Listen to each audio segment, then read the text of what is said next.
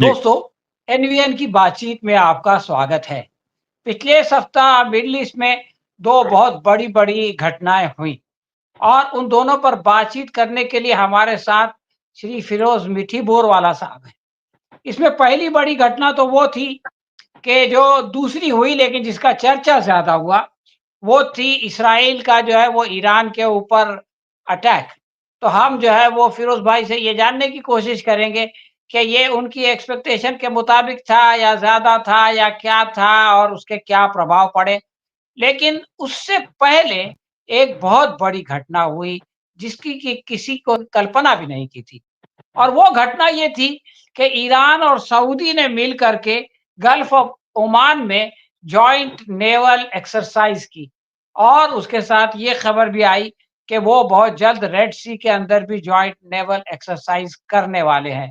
तो हम फिरोज भाई से ये भी जानने की कोशिश करेंगे कि इब्राहिम अकॉर्ड से जो सफर शुरू हुआ था वो आखिर जॉइंट नेवल एक्सरसाइज तक कैसे पहुंचा। तो ये 2 अहम बातें हैं, इसके अलावा कुछ इससे रिलेटेड दूसरी बातें भी हम आपसे करेंगे। फिरोज़ भाई आपका इस कार्यक्रम में स्वागत है। तो सबसे पहला सवाल ये है कि इस्राइल ने जो हमला किया 25 दिनों तक इंतज़ार के बाद, यानी जो इस्राइल गज़ा पर हमला करने के लिए जिसने 25 मिनट भी नहीं लगाए, वो 25 दिनों तक ईरान पर हमला करने के बारे में सोचता रहा, सोचता रहा, सोचता रहा और उसके बाद उसने ये हमला किया। तो पहला सवाल तो ये है कि आखिर उसको इतने दिनों तक सोचना क्यों पड़ा? और फिर जो आप उसने हमला किया, वो आपकी अपेक्षा के अनुसार है या उससे ज़्यादा था या उससे कम था? बेसिकली वो हंसी मजाक बन गई इजराइल की कि 25 दिन के बाद वो बोलता रहा मैं आज हमला, वो तो 20 साल से चिल्ला रहा है कि मैं ईरान को तबाह करूंगा।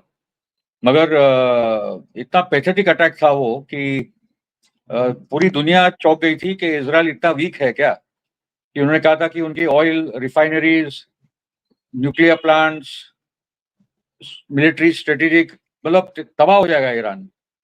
मगर हम लोगों ने ये देखा कि ईरान के पास वो एंटी मिसाइल टेक्नोलॉजी है, S-400 वाली, जो तेहरान पे कुछ भी हुआ नहीं। वो देखते रहे, जैसे आपने भी मुझे बोला था, दिवाली की रात दिख रही थी कि फटाके फूट रहे तो रॉकेट फूट रहे। और उन्होंने उनके कोई ऑयल रिफाइनरीज पे अटैक नहीं किया, उन्होंने कोई न्यूक्लियर प्लांट्स पे अटैक नहीं किया, उन्होंने कुछ मिलिट्री जगहों पे अटैक किया, मगर उसका भी प्रभाव कुछ 4 ईरानियन जरूर मरे ये पूरे अटैक में, ये तो खुद ईरानियन सरकार ने कहा है, जो शहीद हुए, मगर उसके अलावा कुछ हुआ नहीं। दूसरा मेरा बोलना है कि हमको ये टाइमिंग देखना होगा कि एक्चुअली वो 4-5 दिनों में क्या-क्या हुआ। ब्रिक्स का कॉन्फ्रेंस था 22 और 24 के बीच में। 21 या 20 या 21 तारीख को पहले कश्मीर में हमला होता है। उसके बाद जब 22-24 को जो कॉन्फ्रेंस चल रही है, तब टर्की में एक बड़ा हमला होता है एक प्राइवेट डिफेंस कंपनी पे। तीसरे दिन पे कश्मीर में वापस हमला होता है और चौथे दिन पे 25 तारीख को इज़राइल ईरान पे हमला करती है। और ये बहुत ही वीक हमला था, इज़राइल पूरा का पूरा एक्सपोज़ हो गया। एक इज़राइली एक्सपर्ट ने लिखा कि हमला नहीं करते तो अच्छा होता, ये करके तो हम लोग दुनिया में मज़ाक बन चुके हैं। पॉइंट इस के 25 तारीख या जो भी वो 4 दिन जो हमले चले, उसमें पूरी वेस्टर्न लगी थी कि ब्रिक्स पे चर्चा ना हो, वो न्यूज़ साइकिल में आए ना। तो ब्रिक्स का मुद्दा एक अलग ही मुद्दा है, अलग नहीं, कनेक्टेड ही है, मगर वो भी एक कॉन्टेक्स्ट है ये 25 तारीख हमले का। दूसरी बात है कि इज़राइल बहुत ही वीक साबित हुआ ये पूरे हमले में। और ये भी समझना होगा कि इज़राइल कोई ऐसी कंट्री है जो अगर उनको बाहर से सपोर्ट ना मिले, ना पैसों का और हथियारों का, तो वो अपने आप कोई संपन्न देश नहीं। वो एक कैपेबल कंट्री नहीं है कि वो अपनी लड़ाई खुद लड़े। आज ईरान कैपेबल है। ईरान ने अपने आप को 40-50 साल में कैपेबल बना दिया है। कोई भी कुछ नहीं देगा तो उसने अपने आप को टेक्नोलॉजी वाइज़, हथियार वाइज़ उसने अपने आप को बना लिया। इज़राइल वैसे कैपेबल कंट्री है ही नहीं। ओके। अमेरिका और जर्मनी ये 2 बड़े सप्लायर्स हैं, फ्रांस, ब्रिटेन, बहुत सारे दूसरे कंट्रीज़, मगर सबसे बड़े आज जो सपोर्टर्स है हथियारों में, वो अमेरिका और जर्मनी है। तो it is not a capable country of fighting a war on its own. वो अपने आप ये लड़ाई नहीं लड़ सकती। ये इज़राइल की बहुत बड़ी वीकनेस पिछले 1 साल के अंदर से आई है। दूसरी जो बात है कि इज़राइल क्या करता है, जब वो एक तमाशा बन गया इज़राइल के नाम का कि वो कितना वीक है, उसने तुरंत नॉर्थ गाज़ा में एक स्कूल को उड़ा दिया, 100 शहीद हो गए। जबालिया कैंप में अटैक हुआ, वहाँ भी बच्चे मरे। बाल्बेक में, बेका वैली में बड़ा हमला किया, वहाँ भी बड़े पैमाने पे लेबनीज़ सिविलियंस मरे। क्योंकि जब वो पगला जाता है कि भाई मैं एक्सपोज़ हो गया हूँ, तो फिर वो जैसे वो लेबनान की बॉर्डर पे 1 महीने के बाद एंट्री ही नहीं कर रहा है। 1967 में 4 अरब कंट्री, 6 दिन की वॉर, 1982 में बेरूट पहुँच गया था, निकलना पड़ा सन 2000 में। 2006 में वापस कोशिश हुई, 35 दिन की जंग, उससे तो अभी ताकतवर बहुत हो गया है हिज़बुल्लाह। मगर पिछले 1 महीने में डिस्पाइट के बड़े पैमाने पे लेबनान के रेज़िडेंशियल इलाकों में हमले हो रहे हैं। वो पेजर वाला भी हुआ, हिज़बुल्लाह और हमास के बड़े लीडर्स को उन्होंने असैसिनेट किया।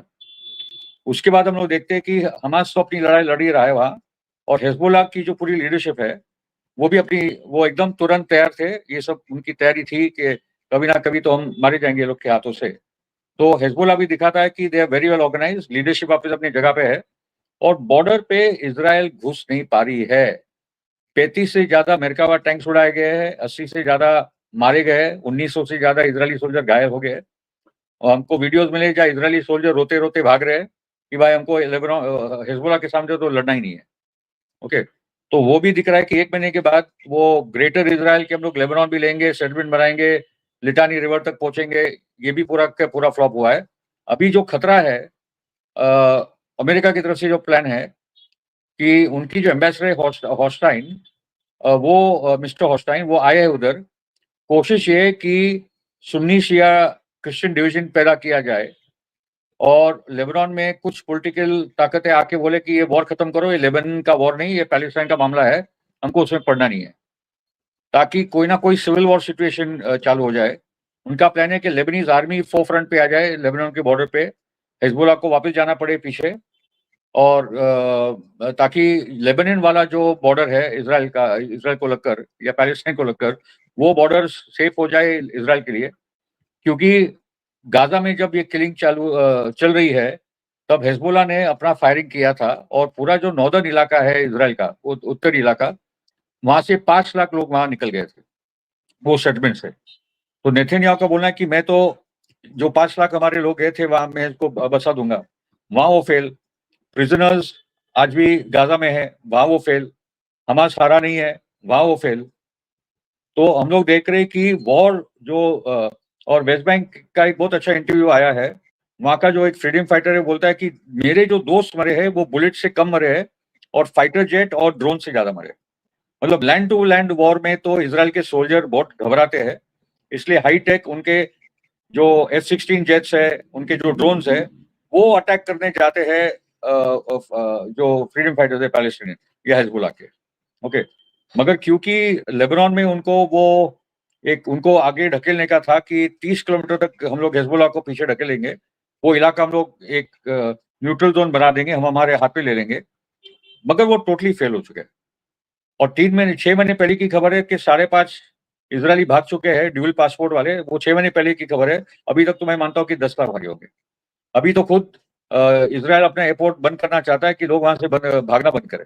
ओके, तो इट इज़ अ वेरी अभी तो मैंने ग्रेव कहीं सिचुएशन। पढ़ा कि 2 मिलियन लोग आज ऑलरेडी जा चुके हैं, यानी वेरी 9 वेरी में से पॉसिबल, वेरी 2 बड़ा। जो है वो वहाँ से जा चुके हैं, और बाकी लोग जो है वो मौके का इंतज़ार कर रहे हैं।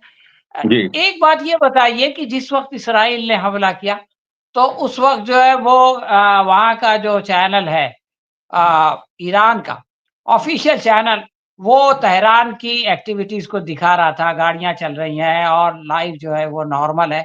और फिर उन्होंने ये भी बताया कि जो धमाकों की आवाज़ थी वो असल में ईरान की तरफ से जो उनको इंटरसेप्ट करने के लिए एंटी मिसाइल चीज़ें थी, वो छोड़ी जा रही थी, उसकी वजह से धमाके की आवाज़ थी। और एएफपी ने ये कहा कि भई हमको जो लोग मिले उन्होंने कहा कि उनको अपनी सरकार पे पूरा भरोसा था कि इस्राइल जो है वो उनका कुछ बिगाड़ नहीं सकेगा। इसलिए उनकी नॉर्मल लाइफ़ रही, जो सायरन बजना और बंकर में जाना, और ये सब नहीं हुआ। तो क्या ये ईरानी प्रोपेगेंडा है या कि रियल वहाँ पर ऐसा कुछ हुआ है कि लोग कहते हैं कि कुछ जो है वो उनके मिसाइल वापस आते हुए भी दिखाई दिए जैसे कि कोई उनका पीछा कर रहा है। तो ये क्या है? ये जैसे वेस्टर्न मीडिया प्रोपेगेंडा करता है, ये उस तरह की चीज़ है या कि वाक़ई ऐसा हुआ है? नहीं, बेसिकली इतना मैंने कुछ वीडियोज़ देखे थे। अगले सुबह एक यूट्यूब चैनल वाला 2 औरतों को इंटरव्यू कर रहा है कि भाई आप तो जॉगिंग पे निकले, आपको डर नहीं लग रहा है? कल ही तो इज़राइल ने रात को हमला किया 4 बजे से। बोला कुछ डर-वर नहीं लगता हम लोगों को। पॉइंट ये है कि एक ड्रोन वहाँ से जाता है तो 2 मिलियन इज़राइली बंकर में भाग जाते हैं। ओके? और यहाँ देख रहे कि ईरानी लोग टेरेस पे खड़े हैं, बोल रहे भाई वो मिसाइल किधर है? हम तो देख ही रहे हैं, कुछ दिख भी नहीं रहा है। वो काफ़ी ईरानियों ने मज़ाक उड़ाया उनका। ठीक है?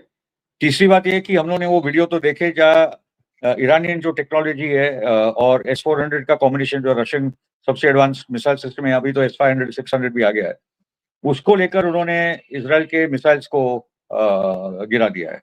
ओके?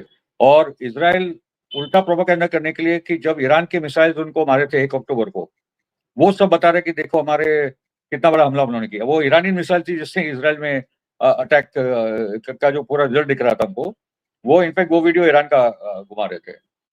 मैं आपको बता दूँ कि मैं सन 2012-13 की बात कर रहा हूँ, जब मैं ईरान में था, तब भी वो बात चल रही थी कि ईरान पे बहुत बड़ा हमला ये वेस्ट करेगी, इज़राइल करेगा, क्योंकि वो तो बोलते रहते। तो मैंने वहाँ के स्टूडेंट से बात की कि भाई आपको डर नहीं लगता क्या कि आपकी पढ़ाई चल रही है, वॉर हो सकता है, क्या करोगे? तो एक लड़की ने उठकर मुझे बोला कि हम कुछ डरते-वरते नहीं हैं, क्योंकि 1979 में हमारे खिलाफ जो वॉर हुई, जो ये सद्दाम ने और ये जो सब लोगों ने की थी, 45 दुनिया के मुल्क हमारे खिलाफ थे, हम अकेले थे, हमारे पास ढंग की आर्मी भी नहीं थी, ना हथियार थे। तो हम लोगों ने जब वो जंग में लड़कर हमारे देश को बचा लिया, तो उससे तो हम लोग बहुत ज़्यादा ताकतवर हैं। हम खड़े ये सब लड़ने के लिए। तो पॉइंट इज़ के ईरान में लोगों की जो हिम्मत है और जो इज़राइल की जो आबादी है, उसमें ज़मीन आसमान का अंतर है। और दूसरी जो बात है कि वो दिखता है कि कौन ज़मीन के साथ जुड़ा है। फिलिस्तीनी लोग इतना नरसंहार के बाद भी अपनी ज़मीन छोड़ने के लिए तैयार नहीं है। भूखे मर रहे हैं, प्यासे मर रहे हैं, मगर अपनी ज़मीन छोड़ने के लिए तैयार नहीं है। और जैसे एक आध ड्रोन आता है, तो ये लोग सब एयरपोर्ट पे भाग जाते हैं कि भाई भागो, जहाँ जा सकते हो। हम लोग आए थे, ड्यूल पासपोर्ट वाले सिटीज़न हैं। वो दिखता है कि कौन वो पेड़ों के साथ, वहाँ की किसा पानी के साथ और ज़मीन के साथ कौन एक्चुअली जुड़ा है, वो दिखता है। किसको वो ज़मीन से प्यार है और कौन ओरिजिनल लोग हैं। फिरोज़ भाई, आपने इस हमले के आगे-पीछे की कुछ अहम घटनाओं के बारे में बताया, जैसे ब्रिक्स की घटना और तुर्की का हमला और कश्मीर का हमला वग़ैरह। लेकिन एक बहुत बड़ी घटना जो हुई और जिसके बारे में मैं पहले भी कह चुका हूँ कि जो एकदम कल्पना से परे है, कि सऊदी अरब और ईरान, जिसको कि बरसों तक वेस्ट ने जो है वो एक-दूसरे का दुश्मन बना के रखा और ईरान से सऊदी को डरा के हथियार बेचते थे और फिर जो है वो उन्होंने यमन में इतनी बड़ी लड़ाई लगा दी। आज वो दोनों एक साथ जो है वो गल्फ ऑफ ओमान में जॉइंट नेवल एक्सरसाइज कर चुके हैं और ये बात भी आई है कि सऊदी अरब की तरफ से ये प्रपोजल ईरान को दिया गया है कि वो रेड सी के अंदर, जहां पर कि हौथी लोगों ने वेस्ट के जहाजों का जो है वो गुजरना दूभर कर दिया है, वहां पर सऊदी अरब और ईरान मिलकर के जॉइंट नेवल एक्सरसाइज कर रहे हैं। तो ये जो सब सिलसिला था कि एक ज़माने में लोग बोल रहे थे कि अब इब्राहिम अकॉर्ड हो जाएगा और सारा जो वेस्ट एशिया है, वो जाकर के इस्राइल से दोस्ती कर लेगा और ईरान जो है वो अलग-थलग हो जाएगा। और आज ये हालत है कि जिस वक़्त ईरान पर हमला हुआ, तो जिस कंट्री ने सबसे पहले उसको कंडेम किया, वो सऊदी अरब था। हालाँकि एक ज़माने में हम ये भी देखते थे कि इस तरह का स्टेटमेंट आता था कि उन्होंने बहुत कुछ उकसा दिया, ये उनके अपने हाथों का है, उनको पहले ऐसा नहीं करना चाहिए था। तो यहाँ पर तो ईरान को सीधा-सीधा कह सकते थे कि भाई 1 तारीख को ईरान ने ज़बरदस्ती उन पे हमला किया, उसके जवाब में 25 तारीख पे उन पे हमला हो गया, तो ईरान की गलती है, उसने खुद ही इसको दावत दी। लेकिन ऐसा नहीं हुआ। सऊदी अरब ने जो है ये कहा कि ये जो है वो गलत है और इसको बर्दाश्त नहीं किया जाएगा। ओआईसी में हुआ और फिर बहुत सारी कंट्रीज़ में जिसमें मलेशिया, पाकिस्तान और बहुत सारे लोग शामिल हैं। तो मैं ये कह रहा हूँ कि ये जो पैराडाइम शिफ्ट हुआ है, एकदम एक पोल से दूसरे पोल पे जो बात पहुँच गई है, इसकी मेन रीज़न क्या है? मेन सबसे मुख्य कारण क्या है? इसमें इसमें तो सलामी देनी होगी याह्या सिन्वर को, जो 7th ऑफ अक्टूबर के मास्टरमाइंड थे, क्योंकि वो हमास की मिलिट्री विंग कासिम ब्रिगेड को लीड करते थे। तो याह्या सिन्वर की वो हिम्मत थी कि इन्होंने 7 अक्टूबर का उठाव कर दिया, नंबर 1। तो 7 अक्टूबर के कारण जो सबसे बहुत सारे परिणाम हुए, मगर एक परिणाम ज़रूर हुआ है कि अब्राहम अकॉर्ड खत्म हो चुके हैं। वो जो ट्रम्प के दौरान हुआ, उसने तो जेरूसलम भी दे दिया, गोलान हाइट्स भी दे दिया, जैसे अमेरिका का जो बांटने के लिए पैलेस्टाइन और वो इलाका बैठा है। मगर 7 अक्टूबर का जो एक टारगेट भी था, वो टारगेट में वो लोग सक्सेसफुल रहे कि अब्राहम अकॉर्ड अभी खत्म हो चुके हैं, नंबर 1। नंबर 2 के सऊदी और ईरान का साथ में आने के पीछे काफ़ी मेहनत हुई है, जिसमें इराक और ओमान का बहुत बड़ा रोल है। जनरल कासिम सुलेमानी का बहुत बड़ा रोल था। बोला जाता है कि जिस दिन वो मारे गए, इनको जो असैसिनेट किया गया ट्रम्प के दौरान, वो एक लेटर ही लेके जा रहे थे ईरान की तरफ से सऊदी को कि हम लोग के बीच में डायलॉग हो।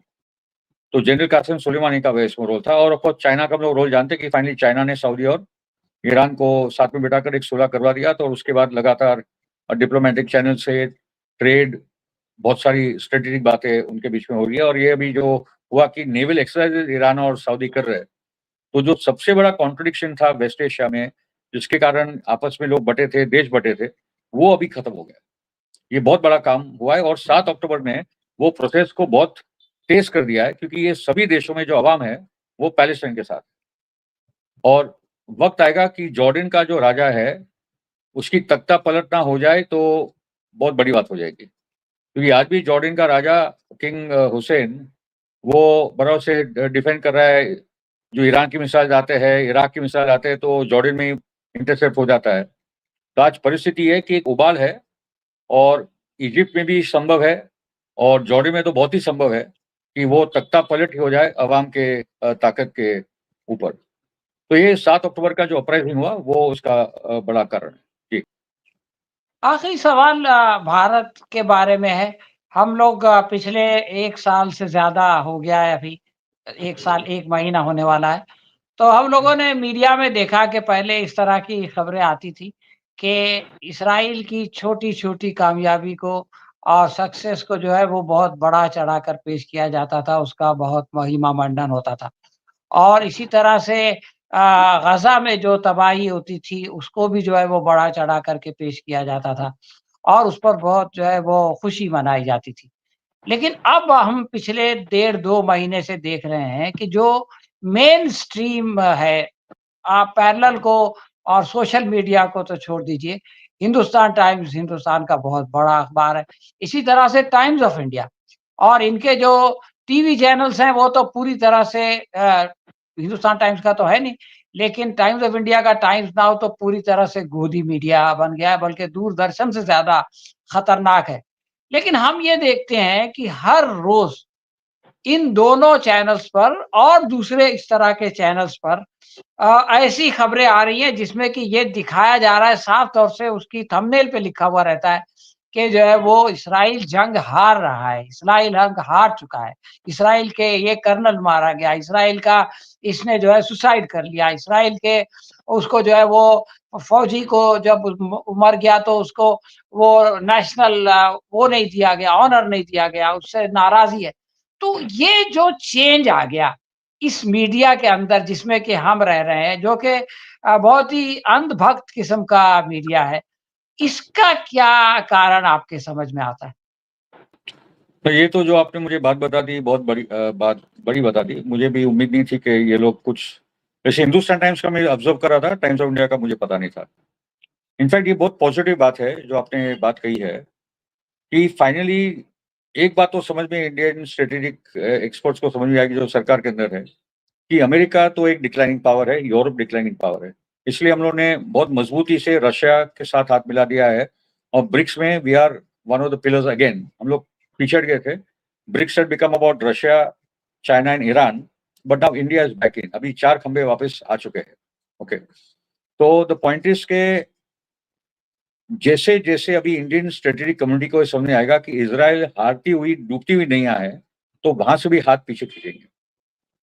अमेरिका और कनाडा ने बहुत कोशिश की कि हमारी सरकार, हमारा प्राइम मिनिस्टर जाए ना ब्रिक्स में, इसलिए पूरा पन्नू वाला मैटर और वगैरह वगैरह वो टाइम पे, वैसे ट्रूडो खुद डूब रहा है, ट्रूडो बहुत ही अनपॉपुलर हो रहा है, वो कार्ड उनका चला नहीं।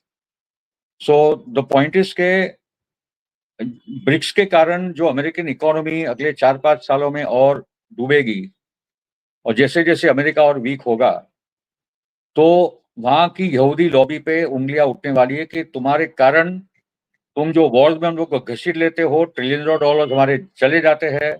यूक्रेन की भी वॉर वही जूइश लॉबी है, पैलेस्टाइन से लेकर ईरान तक वही जूइश लॉबी है। ये मैं सोशल मीडिया पे लगातार ट्विटर पे देख रहा हूँ, यूरोप और अमेरिका में क्या क्या बातें हो रही है। तो अमेरिका में बहुत गुस्सा उबल रहा है इजरायली लॉबी के खिलाफ, और खुलकर लोग बोलने लगे। तो अपनी जगह पे अमेरिका डूब रहा है फाइनेंशियली, मिलिट्री टर्म्स में इजराइल हार चुका है वॉर, चाहे वो गाजा की बात करें, क्योंकि 1 साल के बाद भी आप एक छोटी सी जगह और हमास जैसे एक छोटे से गरिल्ला फोर्स को आपने ले नहीं पाए, आपकी टैंक्स आज भी उड़ाई जा रही है। ओके, तो आप तो गाजा में भी हार चुके हो। हिजबुल्लाह ने तो आपको वो बॉर्डर पे रोककर हरा ही दिया है, और उसके साथ जो आप अपने खुद को खड्डे में खोद रहे हो, आपकी कब्र खोद रहे हो, आप जिन जिन निर्दोष बच्चों को मार रहे हो गाजा में, वेस्ट बैंक में और लेबनान में, वो जो कब्र आप लोग खोद रहे हो, मतलब वो जो बच्चे कब्र में जा रहे हैं, इज़राइल अपनी बहुत बड़ी कब्र रोज खोदते जा रहा है, क्योंकि जेनोसाइड को लेकर पूरी दुनिया में आंखें खुल चुकी है। जूइश वर्ल्ड पावर का एजेंडा है, वो खुलकर बातें हो रही है। ये पूछा जा रहा है कि ये कौन लोग है जिसको हर बार कोई ना कोई मुल्क निकालता है, वो निकाले तो जाते हैं, मगर क्यों निकाल गए वो भी तो बात करनी पड़ेगी। एक मीम आया था कि एक बच्चा स्कूल से 109 बार निकाला गया है, तो माँ जाती है टीचर के पास, तो वो टीचर खुद पूछती है ना कि हम भी तुम्हारे बच्चे को निकाल रहे हैं, तो वो तुम्हारा बच्चा शरारत इतना क्यों कर रहा है कि 109 देश से निकाला गया, अब 109 स्कूल से निकाला गया है, अभी 110वां नंबर है। तो ये डिबेट्स खुलकर ये सोसाइटीज में हो रही है, और मेरा बोलना है कि ये जो पूरा व्हाइट एंग्लो सैक्सन प्रोटेस्टेंट, खाली ये जूस का प्रॉब्लम नहीं है, ये जो पूरी white Anglo Saxon Protestant lobby है अमेरिका में, ब्रिटेन में, ये दोनों का जो कॉम्बिनेशन है वो अभी वीक होते जाएगा। ओके, क्रिश्चियन, आपने क्रिश्चियंस को इतने बड़े पैमाने पे अटैक किया है लेबनान में, ये आवाज़ें भी उठ रही है। और क्रिश्चियन और मुस्लिम्स वहाँ के तो एक ही है, सीरिया में भी उन्होंने देखा है कि क्रिश्चियन और मुसलमान सीरिया के साथ में खड़े रहे, और हिजबुल्लाह ने उनको बहुत मदद की, और वो सब हम लोगों ने देखा। हमास और पैलेस्टीन क्रिश्चियंस का भी बहुत अच्छा बहुत अच्छा अंडरस्टैंडिंग है इनका एक दूसरे के बारे में। तो एक जगह हम लोग देख रहे हैं कि क्रिश्चियन, मुस्लिम, अरब एक साथ आ रहे हैं, ईरान और इराक एक साथ आ रहे हैं, इजराइल वीक होते जा रहा है। अमेरिका का पोजीशन ये है कि अगर कमला हैरिस हारी, तो सबसे बड़ा कारण होगा कि बाइडेन और हैरिस ने ये पूरे नरसंहार में सीजफायर बोलते रहे, मगर उन्होंने एक उंगली नहीं उठाई। पैसा बल बंद कर देते, हथियार बंद कर देते, 2 दिन के अंदर सीजफायर हो जाता। ओके, तो डेमोक्रेटिक पार्टी को भी डिफी इसलिए नेतन्याहू ये वॉर रोकने के लिए तैयार नहीं है। वो चला रहा है, ये वॉर तक चला रहा है, क्योंकि वो चाहता है कि ट्रंप आ जाए, और बाद में ट्रंप, वैसे ट्रंप भी क्या उखड़ लेगा। अमेरिका का वो रोल अभी रहा नहीं है कि वो तय कर ले या यूक्रेन का भविष्य, या पैलेस्टाइन का भविष्य, या मिडल ईस्ट का भविष्य। वो अमेरिका के दिन खत्म हो चुके। ये इलाके के लोग तय करेंगे कि उनका भविष्य का क्या होना है। वो और बहुत मरवाएंगे और बहुत लोग मारेंगे, मगर अभी अमेरिका और यूरोप की औकात नहीं रही कि वो दुनिया की या इन कुछ इलाके की तय करे। ना माडुरो वो होने देगा। जॉर्जिया जैसे छोटे देश ने इलेक्शन में बता दिया कि हमको यूरोपियन यूनियन के साथ जाना है, हम रशिया के साथ जाना चाहते हैं। वहां भी धमकी दे रहे कि जॉर्जिया का इलेक्शन हम लोग मंजूर नहीं करते। यूक्रेन वेनेजुएला के साथ भी उन्होंने किया, मगर वेनेजुएला की जनता वहां की माडुरो के साथ है। जॉर्जिया में भी हम लोगों ने देखा कि कलर रेवोल्यूशन की बहुत सारी कोशिश हुई है। तो काफी देशों में जहां अमेरिका अपनी पुरानी नीतियों के माध्यम से सरकार बदलना और अपने तरीके की सरकार बिठाना, उसमें भी वो असफल हो रही है। तो बहुत सारी चीजें बदल रही है, and the coming together of the axis of resistance, Russia, China, North Korea, ये कभी हुआ नहीं है। मतलब सलीम भाई, जो बांडुंग में जो नॉन अलाइंग मूवमेंट की 1955 में शुरुआत हुई थी, जो आज ब्रिक्स में परिवर्तित हुई है, लोग हंसते थे नेहरू पे कि नॉन अलाइंग मूवमेंट बनाकर क्या कर दिया, मगर वो गरीब देशों का एक जो कॉलोनियल मूवमेंट से निकले हुए, एंटी कॉलोनियल मूवमेंट से निकले हुए देश थे, तब वो साथ में आए थे, मगर फाइनेंशियली बहुत वीक थे। मगर आज 70-80 साल के बाद वो ताकतवर हो गए ग्लोबल साउथ के देश। और जब बांडुंग हुआ था तो सोवियत रूस और चीन में डिविजन्स थे, वो भी खत्म हो गए। तो चीन और रूस आज साथ में है। ग्लोबल साउथ के देश पहले से बहुत ताकतवर हो गए इन इकोनॉमिक टर्म्स। आज हमारी GDP, combined GDP of BRICS is more than the G7 GDP. Okay, तो बहुत दुनिया में परिवर्तन आ चुका है। और मैं वही कहूंगा कि मैंने मेरे दोस्त को पूछा था, हिजबुल्लाह के इंटेलेक्चुअल थे, कि भाई ये कब बदलेगा, 2006 की मैं बात कर रहा हूँ, पैलेस्टाइन आजाद कब होगा। उन्होंने यही कहा था कि अभी बैलेंस ऑफ पावर बहुत भयंकर है, हम लोग यहाँ है, वो लोग ऊपर है, बहुत ऊपर है। तो जैसे जैसे बैलेंस ऑफ पावर कम होगा, तब ये चीजें बदलने लगी। और ये सही बात है कि बैलेंस ऑफ पावर अभी बदलने लगा है।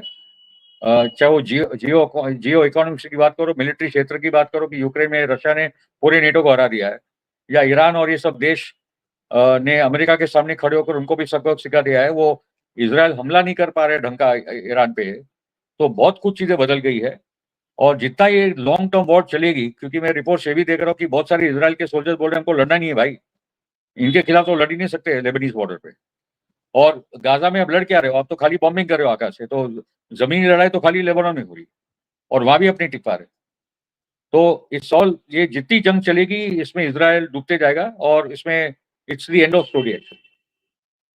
मैंने आपकी बात सुन के मुझको याद आया, एक इस्राएल के बुद्धिजीवी ने कहा था कि हमारी सबसे बड़ी खुशकिस्मती ये है कि ये जो मुस्लिम देश है और ये अरब देश है, ये जो है वो एक साथ आते ही नहीं, और इसी की वजह से जो है वो हमारी मनमानी चलती रहती है, इसलिए कि ये आपस में लड़ते रहते हैं। लेकिन अगर ये सिचुएशन बदल जाए कि जिनकी लड़ाई पर आपका सर्वाइवल डिपेंडेंट है, वो लड़ाई खत्म हो जाए, जिनकी दुश्मनी पर जो है वो आप अपने झंडा बुलंद करते हैं, अगर वो दोस्त हो जाएँ, तो इनका काम तो अपने आप ही खत्म हो जाएगा। और यस, वो जो बात उसने कही थी कि हमारा जो सर्वाइवल है वो अमेरिका से ज़्यादा इनकी आपस की लड़ाई पे है। आज ऐसा लगता है कि वो जो सर्वाइवल का पॉइंट है, वो जो है वो कमज़ोर हो रहा है। बहरहाल आपने समय निकाला और जो है वो हमसे इस तरह ये इस पर बहुत डिटेल में बात की, इसका बहुत-बहुत शुक्रिया। हम आगे भी आपसे इस पर बात करते रहेंगे। धन्यवाद। Thank you Salim, thank